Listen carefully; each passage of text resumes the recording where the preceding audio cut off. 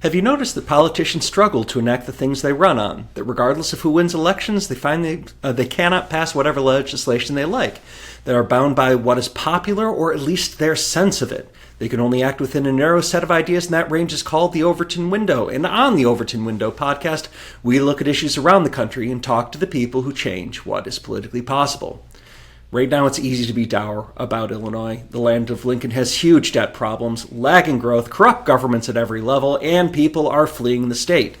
Matt Paprocki is trying to change that. He's the president of the Illinois Policy Institute, a free market think tank in the state. Matt, welcome. James, thanks for having me. Excited to be here. What are the challenges facing Illinois? Oh my gosh. It's a little early in the morning, I think, to start drinking. There's plenty of challenges, right? And I think you outlined quite a few of them. We are a leader in corruption throughout the country. We've had several of our last governors go to jail. We have had more aldermen, local elected officials, indicted of corruption than any other state in the country. And unfortunately, I think the views of what has historically been the mafia here in the city of Chicago is alive and well. They are just now called politicians. So there's a lot of things that need to change here. But here's what I'm going to say. I don't want to start with talking about the negative.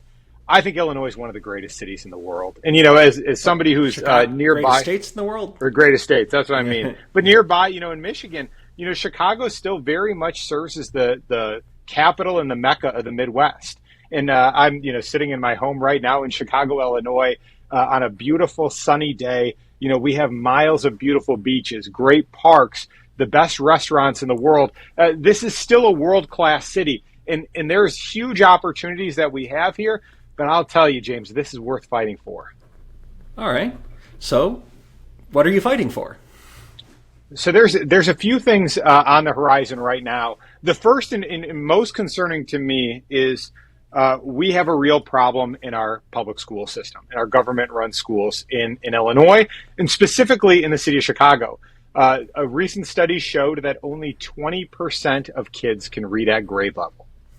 I mean, imagine that. Imagine that you have 5 kids and you're going to go send them to the government-run schools, and that only 1 out of those 5 is going to be able to read at grade level.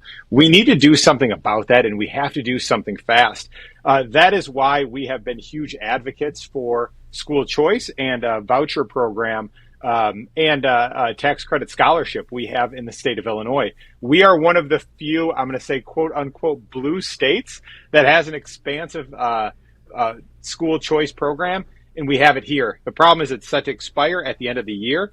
And we need to fight for that. There's 9,600 kids who are stuck in schools. Well, actually, they're actually in grade schools now, but they'd have to go back to failing schools if this program ceases to exist. And so one of our big programs is expanding that program, giving the 40,000 kids on a wait list an opportunity so that they can go to the school that they dream of, not the terrible ones that are in their neighborhood right now. So tell me about the school choice policies that you're fighting for. Well, so this specific one is a tax credit scholarship. It allows individuals to take a 75% state tax credit against their income tax, and then the money goes to low-income families who want to send their kids to these schools. I think the amazing thing about this... That is to say, like, if they spend $1 sending their kids to a school, you get a tax credit worth 75% of that. Well, no, this would be individual philanthropists who say, look, let's go help out the poor and disadvantaged who are currently stuck in this school.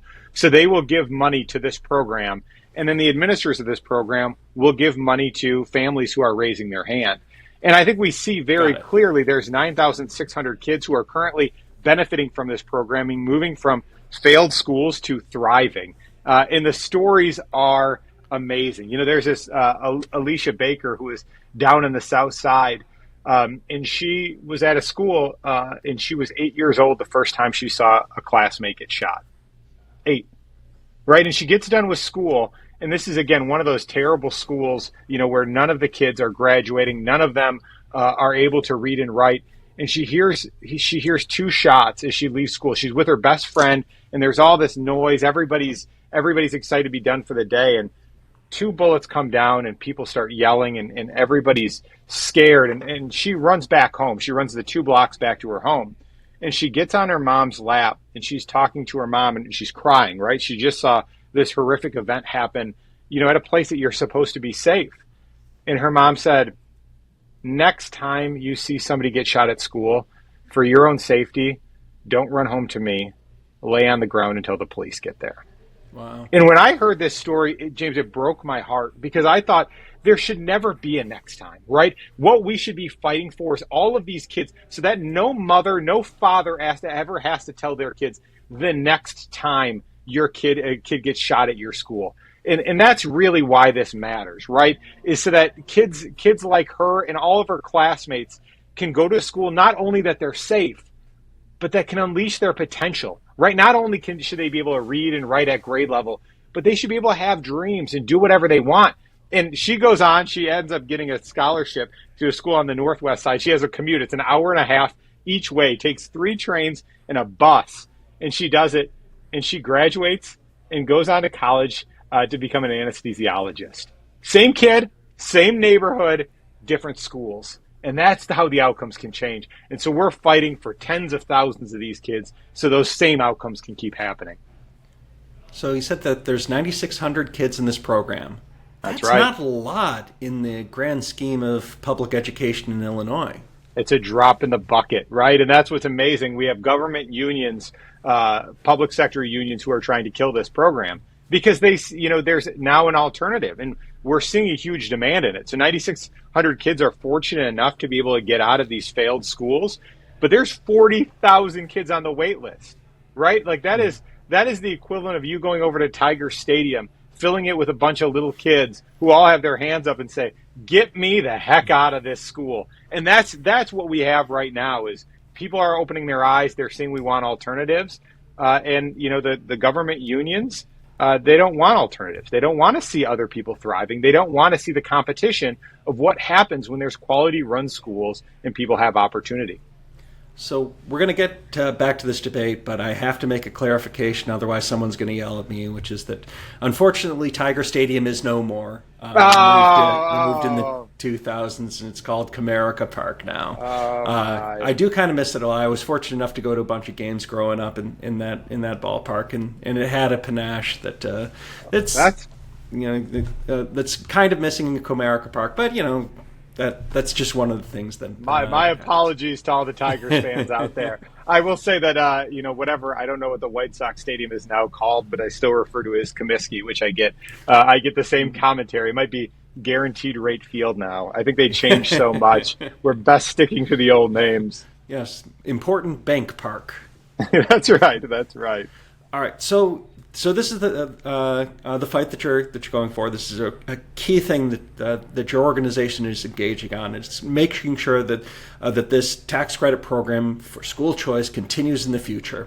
And you've already said your biggest nemesis in this fight is the teachers' union. Who else is engaged on this debate, and what are they arguing? Well, I mean, on our side, I mean, you have thousands of families. You have a lot of poor in marginalized communities who are fighting to extend this program and to expand it. And then you have a lot of these other great organizations who have popped up who administer these scholarships, who want to go help lift up these kids. On the other side, there's one. It's the Chicago Teachers Union. And this is, for all of your listeners who aren't familiar with the Chicago Teachers Union, this is one of the most hostile unions in the entire nation. They regularly strike for reasons unrelated to contracts. And striking public unions is illegal in the state of Illinois, like it is in most places. And they will continue to hold these kids hostage. And I think it's fascinating on who are they organizing against? Right? Are they organizing against taxpayers? Are they striking against kids? And I think that's the concerning part. We recently did a full-length documentary that we released earlier this year called Local One, The Rise of America's Most Powerful Teachers Union. And it's called Local One because the Chicago Teachers Union was the first Local One teachers union that popped up in the country. And what we've seen since they've stopped advocating even for teachers is they've realized that their goal is to increase their power, right? To increase the power of the union, not to help kids, not to help them read, not to go into school, college and succeed. It is how do they increase their power? And what we've seen is now in the city of Chicago, the average child, it costs $30,000 to educate them. And if you are a black student in the city of Chicago, you have about an 8% chance of reading at grade level, right? And these numbers continue to go down while funding continues to go up. I'd make the strong argument funding is no longer on the table, as far as you can't even make that argument after you push $30,000. And they're failing these kids. And this is the only group who's coming out against this program. But they have strength, they have power, and they have an awful lot of money on their side. Okay, I was going to ask. I mean, it's one teachers union in one city, and it's Chicago. It's a big city. But it's not all of Illinois. Why do they have so much power in Springfield, the capital? Well, it goes because they give money to all of these local officials. So there are 118 members inside of the Illinois House. They are currently funding over half of them. So even if they're not in the city of Chicago, the Chicago Teachers Union wants to be able to push their agenda on them. This goes to the root of corruption, because corruption at its core, the real word means rot, right? And what we're seeing with these public sector unions, it's a rot of the system. It's a rot of test scores. It's a rot of educational achievement. So these don't necessarily, corruption doesn't need to happen just from the lens of a politician, which certainly it does, right? But I think that there is a huge amount of corruption that is currently happening with public sector unions across the country. And nobody's been a better leader on that than the Mackinac Center. I think you guys have been great leaders on that front and educating people. But I'd encourage everybody, if you have not heard of it, look at Local 1. It shows you what radicalization of unions can do. And this is not just in Illinois, but unfortunately, this is in all of our states throughout the country.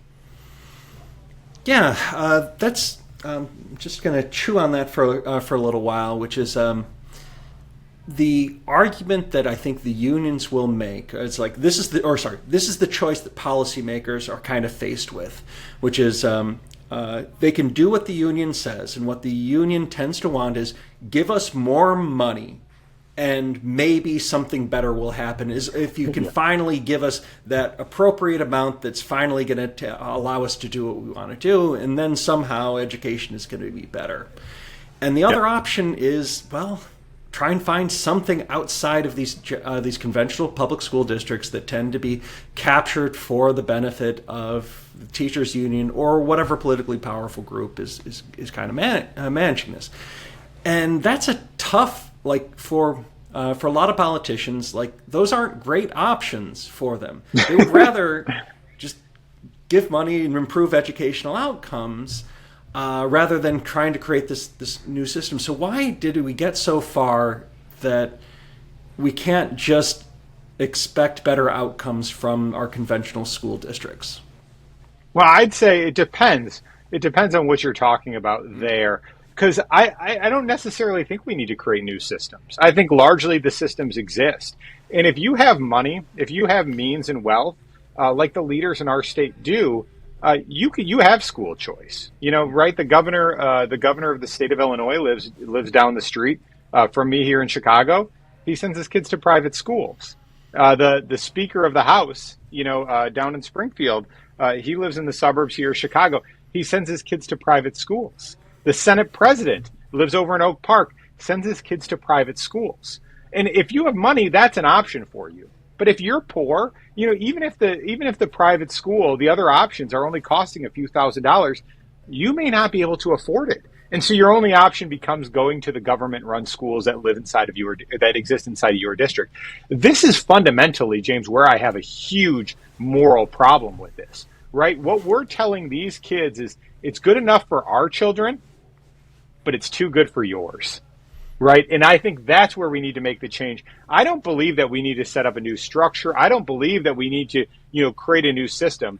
What I think we need to do is create opportunities and give kids a choice. And when they do, not only do we see them thrive in these different environments and make the option which is best for their family, but often we can do it at a lower cost. And I think that's exciting, right? That's where we have a huge opportunity, not just in Illinois, but across the country.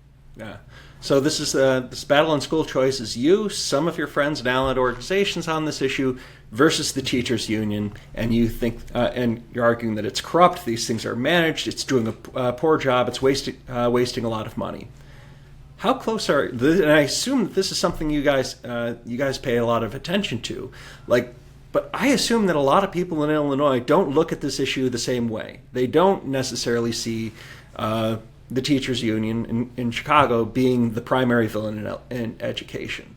That's it's changing. The number on that is changing. So, what I always focus on, what we do differently here at the Illinois Policy Institute is we look at the middle of the population. When you look across the country, in our heads, we always think, there's this liberal rising that's happening throughout the country.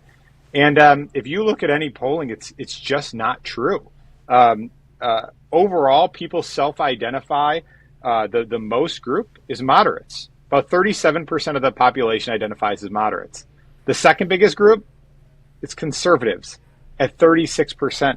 The minority of self-identification in our country right now, it's liberals. It's 25% of the population. So, if we believe in conservative values and we think that we're losing, the reason we're losing isn't because there's this rising number of liberals that are popping up. The reason that we're losing in this country is because we're not talking to the middle, the moderates, the people who, they don't think about politics on their day-to-day life. And so what we did is we poll on a pretty regular basis here in the state of Illinois. And we always poll at, what do you guys think of government unions, specifically teachers unions? And on face value, you're right, James. I think most people say, well, I like my teacher, right? I remember I went to public school as a kid, and Mrs. Johnson was lovely, right? And I liked her. Or we might have family members who are teachers. I have an aunt who is a public school teacher down in central Illinois, and I love her. She's one of my favorite people in the world. And so what we see is that when we initially polled these people, Chicago or teachers unions polled at about plus 17%. What that means is 17% of the population has a more favorable opinion of unions than unfavorable. And then we showed them our documentary. So we hit this towards this moderate group of the population and said, look, this is just a middle of the road piece telling you here's the effect that teachers unions have on education. And the result is that 1 million people watched this documentary.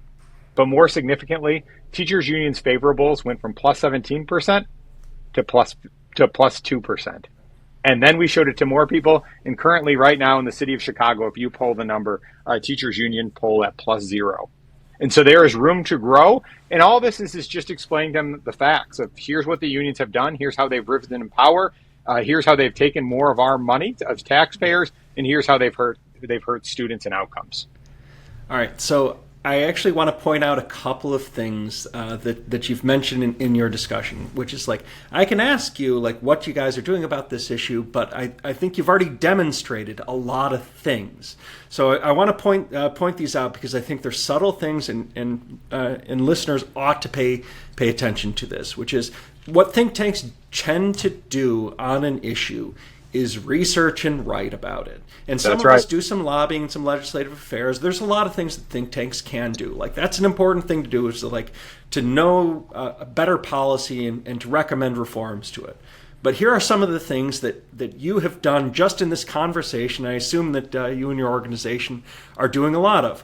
One is finding stories that tug at people's heartstrings. You told at least one of them, you've overviewed a couple of those, of finding people who are really harmed by these policies that don't necessarily scream out as something that's going to tug on your heartstrings, of a tax credit for school choice. It's not exactly something that we get wispy-eyed over. Yeah.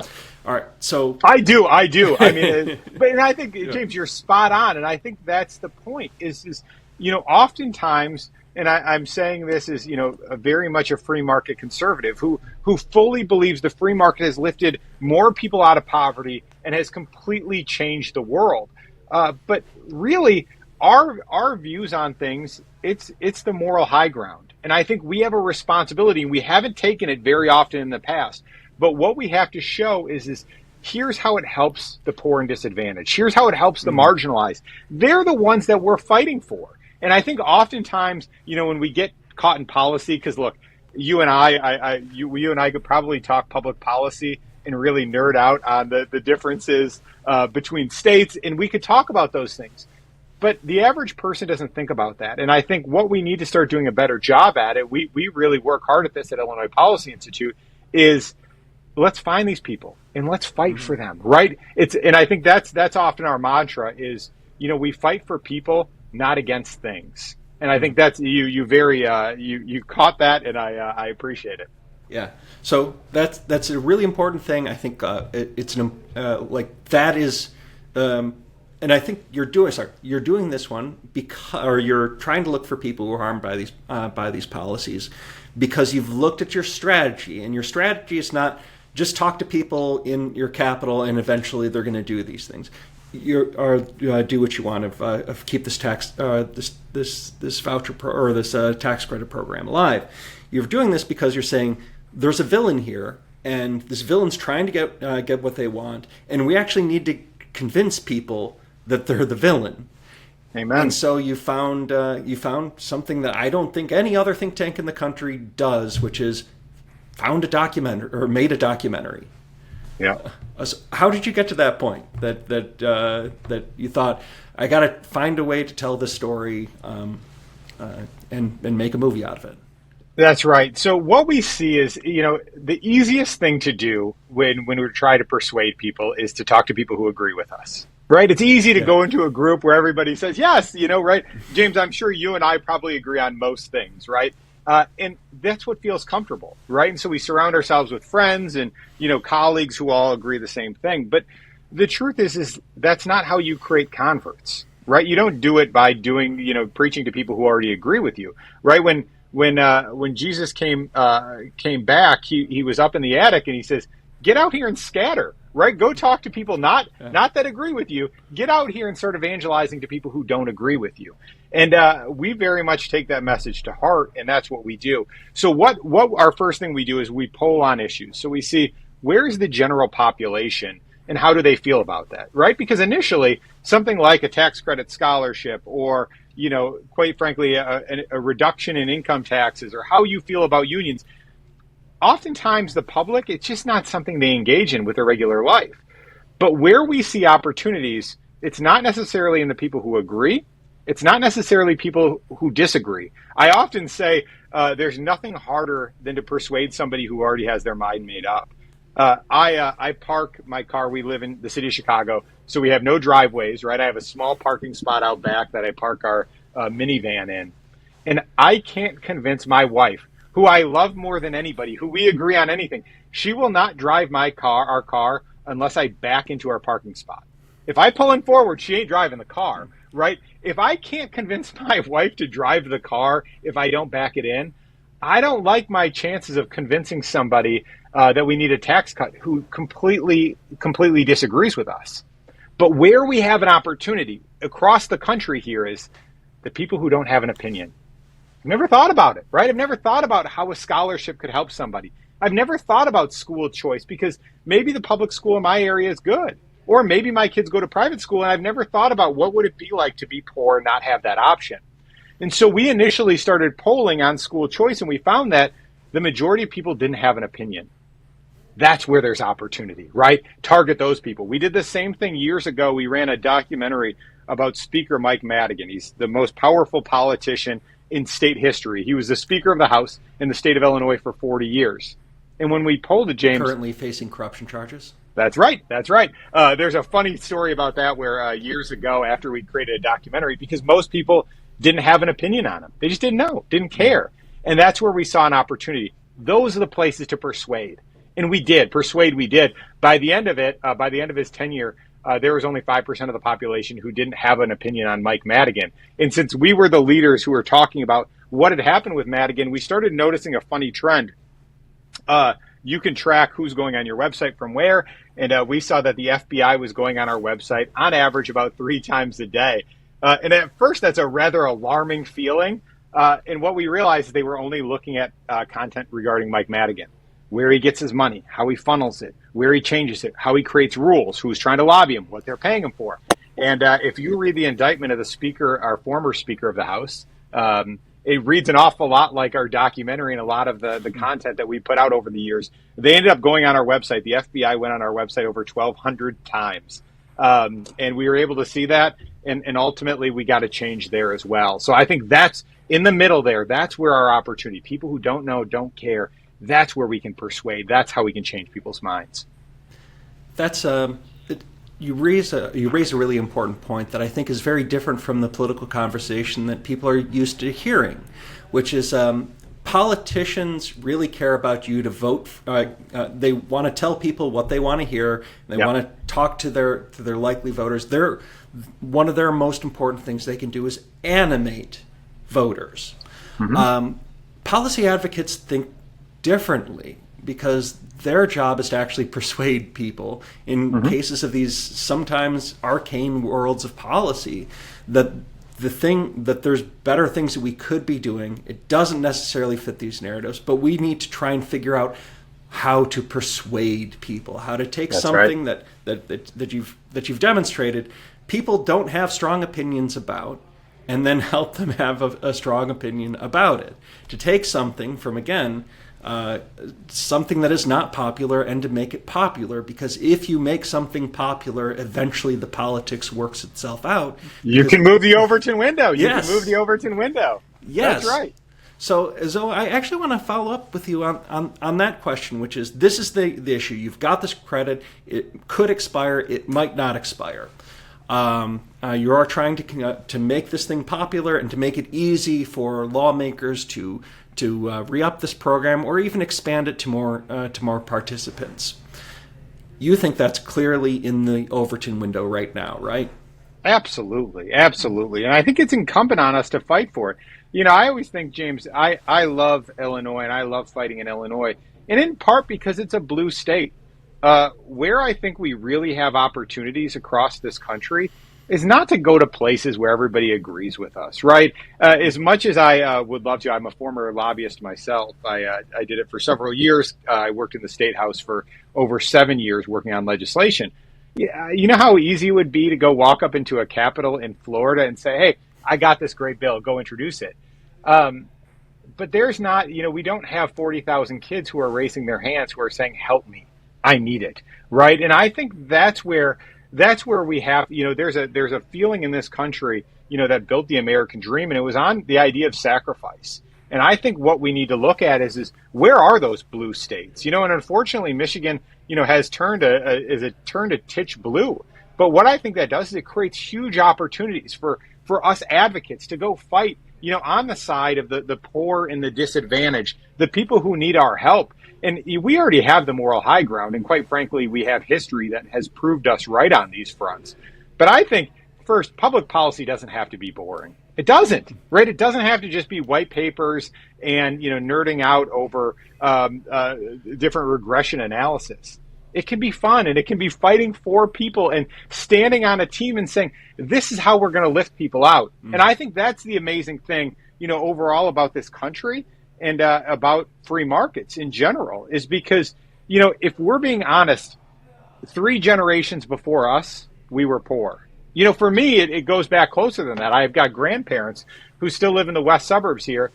They raised 13 kids in a 2-bedroom house with 1 bathroom. 13 kids, right? By every measure that exists, they were under the poverty level, right? But my grandfather, he never took $1 of welfare benefits or any government assistance because he knew that through hard work, he could lift himself up and his family up. All 13 of his kids go on, they go to school, they get jobs, and they've done amazing things. That's right? Like, that's what the American dream can do. That's what hard work can do. And so I think oftentimes it's easy to get backed into our corners of fighting for arcane tax policy, and we get caught in the weeds of nerding out about it. But I think we got an opportunity to go fight, on the behalf of our ancestors, of the people who were poor, who lifted themselves up. And I'm running a rescue mission here in the city of Chicago in the state of Illinois, to go fight with the marginalized and the poor communities. Let's work on lifting them up. And I think you guys, Mackinac Center, is leading on that charge in the state of Michigan as well. And I couldn't commend that more. Well, thank you for that. I mean, I do think there is a special feeling that you get when you're working on an issue and you find something really interesting that's gonna resonate with people, and then you tell someone it resonates with them. They've never heard it before. No one else is going to tell them this message, and you can light a fire in a place where no fire otherwise would have been lit. Yeah, that's right. Especially if you can point them in the right direction to do some good things. And I think a lot of the things that we can do are really surprising. No one else is going to try to convince them. I mean, the political narrative is filled with people telling you what you want to hear, and that the other side is bad and wrong. But the nitty-gritty of policy really matters. So how optimistic are you about Illinois? I'm really optimistic, and this is how I'll prove I'm optimistic. Chicago is now my hometown, and this is my home state. And we fought pretty hard. There was a great opportunity to get a new mayor inside the city of Chicago, and a great advocate for our policies lost by about 1%. I mean, it was razor thin. And a member of the Chicago Teachers Union became the new mayor of Chicago. And despite this, I just bought a house in the city of Chicago, right? And what I'm saying is, this is my home, and I'm going to go fight for this thing, because I think, what's impossible is really what we allow in our own imaginations. And I'll give you a quick example of this, James. When you look at the state of Illinois, and it's easy to say, oh, look at Illinois, how bad things are going. There was a while where all of our surrounding states went right to work, right? And everybody said, Illinois, they can't do it. They can't go right to work. And so we went and found Mark Janus, and we took a case all the way up to the United States Supreme Court, right? And we won. And it freed the entire nation, not just Illinois, but the entire nation, so that people no longer have to join a public government union as a precondition of their employment, right? That's thinking outside the box and how you can solve the problems differently, right? We look at Illinois, we say this deep blue state, and they try to introduce a progressive tax, right? We have a flat income tax rate, and they try to change it to one of the base positions of the Democratic Party, which is we should tax the rich. And we went and educated people. And everybody said, it's going to pass here. It's going to pass. Initial approval was 68%. And we talked about it. We talked about the harm that it would do to businesses, to families, and how this would continue to erode the base here. And it lost, right? It only got 46% of the vote. Most people said, I don't want this. There's food cart people who are pushing food carts, and we got them legalized inside of the city of Chicago. It's school choice. It's one of the only blue states with a school choice program.